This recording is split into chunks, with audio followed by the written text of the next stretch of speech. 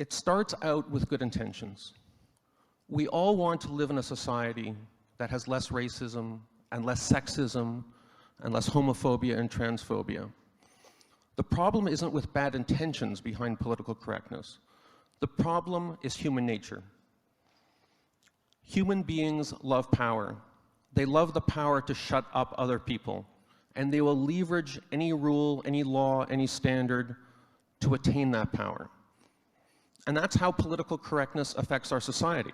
It's not just that we can't say a limited range of things. We can't resonate with other people on any subject we want, to take the subject of today's event. We become more passive-aggressive. We become more aggressive. We become more passive-aggressive because we are encouraged to feel more pain, more emotional discomfort when other people say things that we disagree with.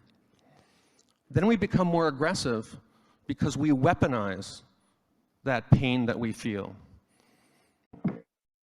Good morning, afternoon, or evening. My name is Ana Paulina Gongra, and today I'll be talking about the importance of the perception of a message, which this is related to my ethical dilemma.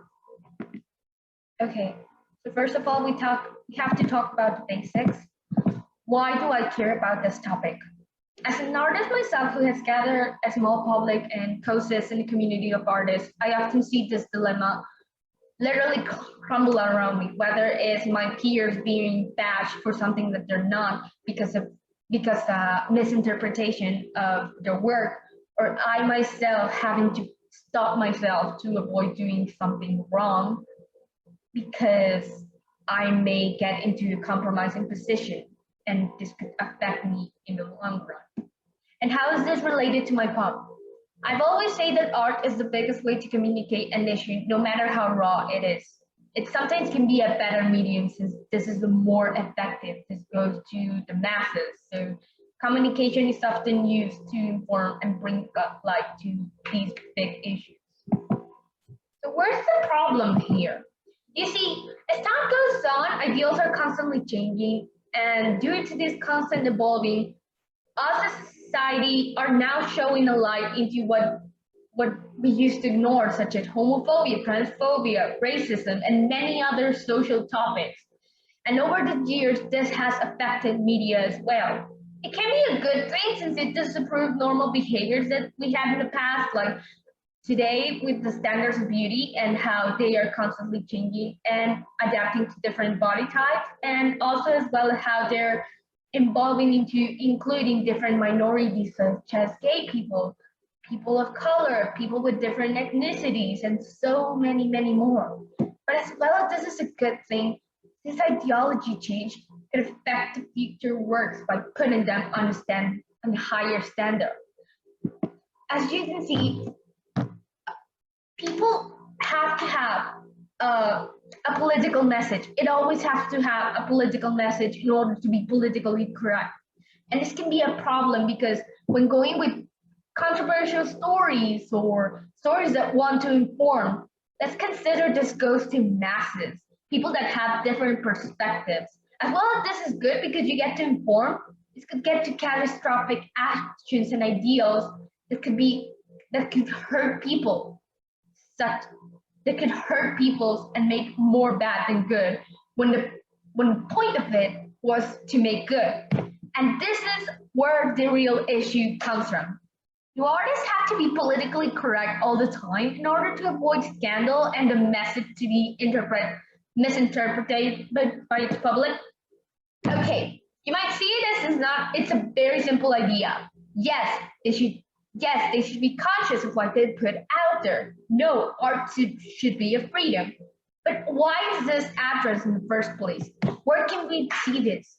Locally, there hasn't been any recent cases as much, but during these past years, there have been many cases of political parties such as El PAN and El PRI trying to censor and ban different films that had a high cultural value, such as La Ley de Herodes in 1991, because it exposes and criticizes the abuse of power by the PRI and the PAN in that time.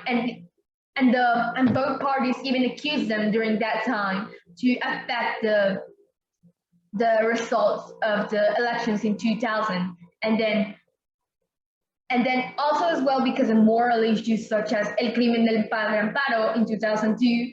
This was a movie from 2001, but it didn't came to Mexico until the next year due to the depiction of a priest maintaining sexual relationships being too much for the Catholic Church.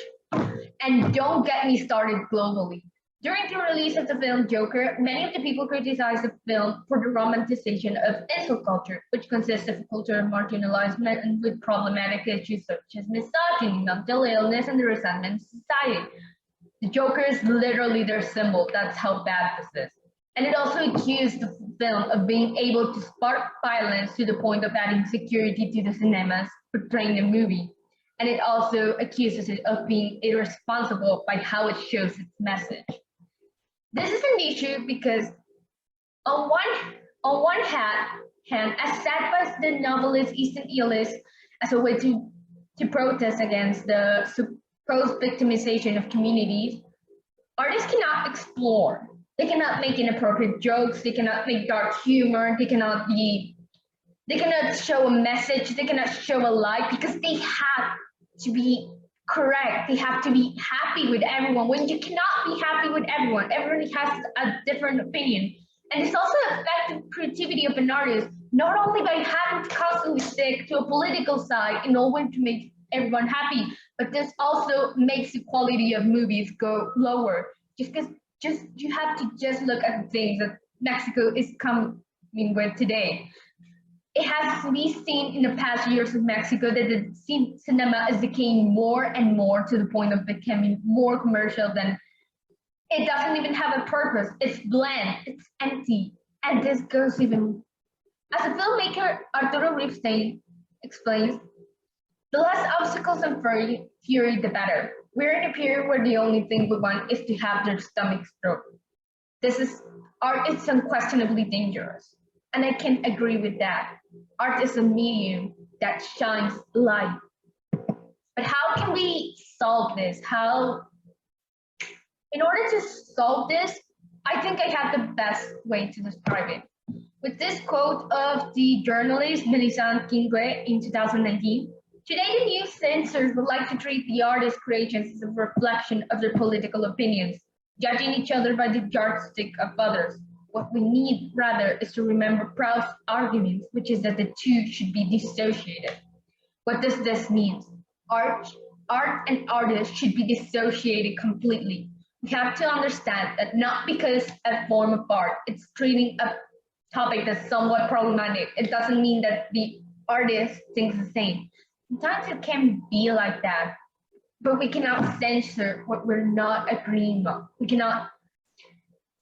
We have to be respectful on how we show different topics. Of course, we have to make investigations so that we don't end up like 13 Reasons Why, or Cuties, which is both series and films became very controversial because of how poorly they treated the topic they were supposed to give a good message, and in fact did worse. But that's another topic. Basically, what we have to do, yes, we have to investigate more about this topic, but we cannot censor what we don't agree with. That's just not how it works. And that's all that I can say about my dilemma. Thank you very much for listening. And I must say that, yeah, there's not a solution with this, but we can say for a fact that we have to learn to separate the art from the artist. In other ways, there won't be any more creative liberty, and cinema will slowly start decaying. Thank you very much.